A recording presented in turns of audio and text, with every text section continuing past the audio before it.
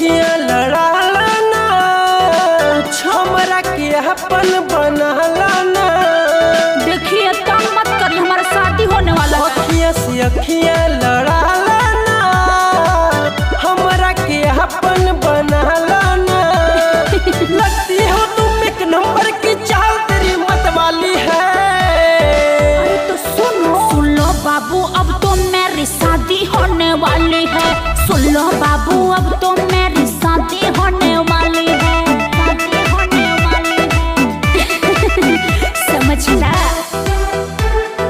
सुन लो बाबू, सुन लो बाबू, सुन लो बाबू, शादी होने वाली है, शादी होने वाली है। चक्कर में न पड़ो ए बाबू, देती हूँ बताई। हो गई है मेरी किसी और से सगाई। ए बाबू समझ रहे हो ना?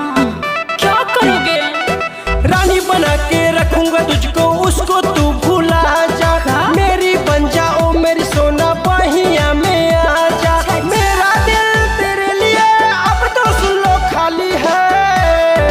सही में? सुन लो बाबू, अब तो मेरी शादी होने वाली है।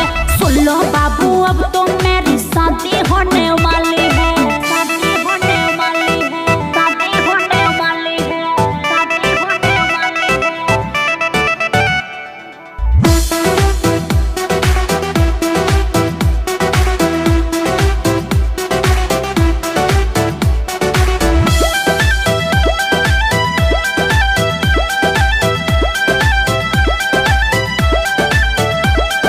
कुछ तो समझो बातें बाबू, मेरी है मजबूरी। सुन लो मेरे पास न आओ, रहो बना के दूरी। देखो दूरी बना के रहो, सुनो ना। जब से देखा तुमको मैं तो हो गया दीवाना। का? क्यों सौरभ को ए मेरी सोना कर रही हो मना? क्या करोगे? ना रह पाएगी जिसके साथ तू रहने वाली है। बाबू सुनो, सुन लो बाबू, अब तो मेरी शादी होने वाली है। सुन लो बाबू, अब तो